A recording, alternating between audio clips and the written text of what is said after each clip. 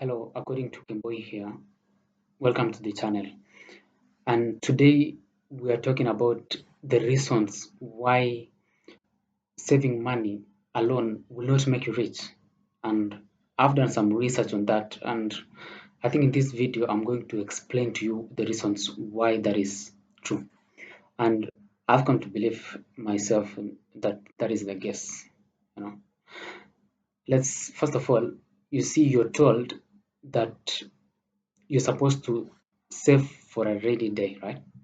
But what happens if every day rains? Okay, what happens, if life keep getting expensive? Emergencies never end, and that small savings you had worked for barely lets you survive through the month. What happens? You see, let me tell you a story. And let's say, for example, a scenario where there's person, who is very disciplined, and he decides to save for 10 years clean. Okay, and he saves like 1,000 shillings a month. That means by the end of the first year, he'll have like 12,000 shillings a month in his savings, right? And then after 10 years, he'll have 120. That is 12,000 times 10, right? So guess what? You see, even with that level of discipline, after 10 years, that person will not be able to purchase a piece of land, right? You'll not have enough money to start a meaningful business. You'll not have enough money to construct, because how will he construct if he does not even afford the land in the first place? You see, the average price of land in the outskirts of Kenya is about 1.2 million Kenya shillings. That is for a 50 by 100 piece of land, right? But if you are in the interior, the reserve, you will be able to like purchase the 50 by 100 at about 200,000 Kenya shillings. And that is in the most remote area, right? That's in the interior part of the country. So you find that even the 120,000 is not enough. And that is now. You've not even considered inflation, inflation of money. And you know what? So this math just does not add up. Just saving alone will not actually make you that rich at all. The math does not add up. You see, the average salary of a normal Kenyan is about 30,000 Kenya shillings. Let's do the math, okay? And you see, because now you're working and you are earning that 30,000, that means that you are living in a city, like Nairobi, Eldoret, somewhere. Let's say you're living in Nairobi, okay? And in the city, the average rent, let's say somewhere along Thika Road, that's in the outskirts of Nairobi town, Nairobi city, you find that the rent is about 8,000. That's if you're lucky. You a bed sitter actually is about 8,000, and for a one bedroom, it goes at about 14,000, 15,000 there, right? So let's say you're living in a bed sitter, right? And food now, you're supposed to spend like 10,000. See, that's about 18,000, right? And then transport, because you're supposed to like travel from the outskirts to the city where where you're supposed to work. So you'll spend about 4,000 a month on transport, right? And if you take into consideration the small expenditure here and there, maybe for airtime tokens and maybe random M-Pesa transactions fees, it's that will cost you an extra 2,000 shillings. And then if you add that, it comes to a total of about 20,000, 25,000 there, right?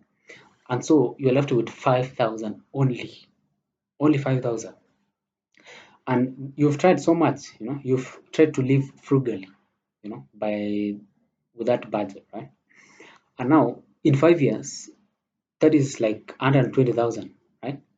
In 10 years, that is 240,000. It sounds like a lot, right? It sounds like you've made it. You've tried a lot to save, right? But guess what? The inflation rate, in Kenya right now is about 6 to 10%, and the the value, the purchasing power of 240,000 Kenya shillings right now in this economy is not the same as the purchasing power of that same money in 10 years time to come, because things will be a bit expensive. If land was 200,000 today, in 10 years time it's going to be a bit expensive, because now your money will have reduced in its purchasing power, right?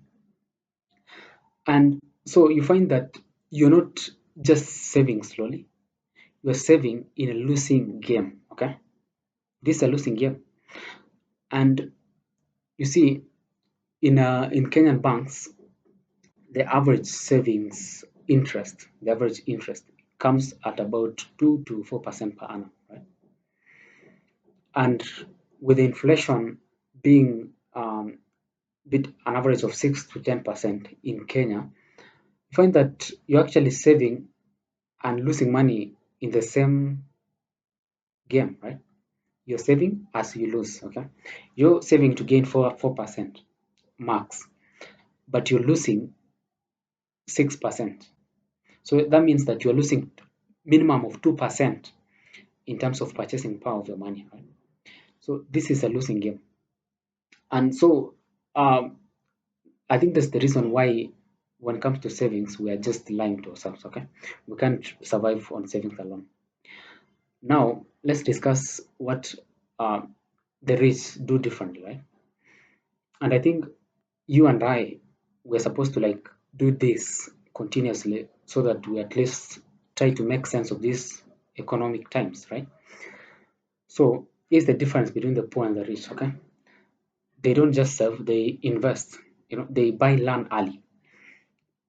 So let's say you have 200,000 right now and you put it in land.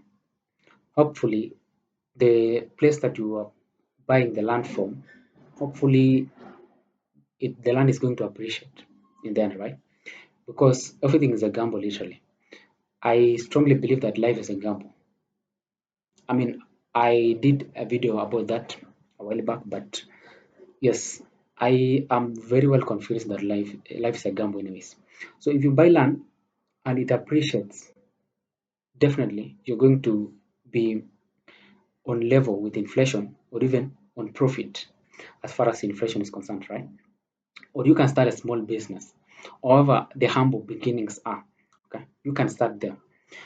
I think that is a solution, so that you can be making something that is above the inflation, because honestly speaking, the governments will always keep printing money, right? They will always keep printing money, they will not stop. Okay, so it's always us to just figure out ways to deal with inflation and ensure that we are on top of inflation, right? And then you find that also the rich, they put money in trusts, stocks, SACCOs, and bonds, treasury bills. You see, I think the average return in terms of treasury bills and bonds is about 12%, give or take, right? And so you find that if you've invested your money for 10 years, let's say you've locked in 1 million shillings, right, for 10 years, you find that you're always above the inflation rate. If you're getting 12% per annum, right, and the inflation rate maximum is about 9%, that means that you are at 3% above the inflation. You're 3% above the inflation rate, and that keeps you always in profit. You'll always have enough money to, your money will always retain its value. In fact, it's going to uh, it's going to make you gain more, right? So money not invested is literally dying money, right? Money that doesn't grow dies, because think about this. In the year 2000s, I think that was the time when I was very little, right? Because I'm right now 20s, in my 20s, right? So you find that sweets were like 10 cents or 50 cents, and right now a sweet goes at about 1 bob when that's to the list, 5 bob, 10 bob, and that's just one sweet. Okay, so what this tells you is that back then your money was buying a lot, right? And over time, with the inflation going on, you find that your money is no longer purchasing a lot. It's losing its value, and it's going to lose its value going forward. So the only way we are going to deal with this is actually find ways to handle inflation, right? And so I think the only solution here is to be financially literate, right? Because they say that most Kenyans are not financially literate. You find that we're practicing the traditional ways of handling with money. We keep money in our mattresses or we store. You know, if you're storing money in the bank and it's not appreciating in value, that's literally like storing money under the mattress, right? And so I think financial literacy is very important. You find that someone who is investing 15,000 Kenya shillings every month and after has that discipline and consistency, which is actually a stimulus when it comes to building wealth and creation of wealth and in achieving anything in life. You find that that person is way better than someone who earns 100,000 every month but spends everything recklessly, right? So I think that's what we need to do, and how what we need to stick to in order to actually achieve our goals and whatever thing we want to achieve, right? So instead, you should just follow the habits, habits of people who've married. That means that you need to be investing at some point, right? And I don't think there is any excuse to this. You start with that small income that you are currently, right? And you always keep improving and keep investing. And because if you cannot develop those habits when you are 10,000, uh, when you are earning 10,000 right now, then you are not going to have that habits when you're earning half a million in future, right? I think habits are built from the beginning. It's only they say the habits are amplified. When you're making more, you find that the habits that you had when you were making little are now amplified. They've not changed. So if for that person who is making 10,000 right now and saving 1,000 bob every month, you find that if that person gets to 100,000 per month, it'd probably be saving 10 times that amount, right? Because it's only percentages. And I think discipline is very important. What do you think? Do you think investing is key in today's economy? Well, I think that is the case.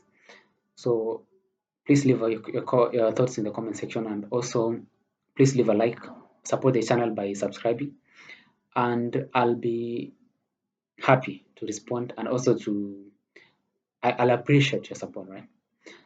And see you in the next one. Bye.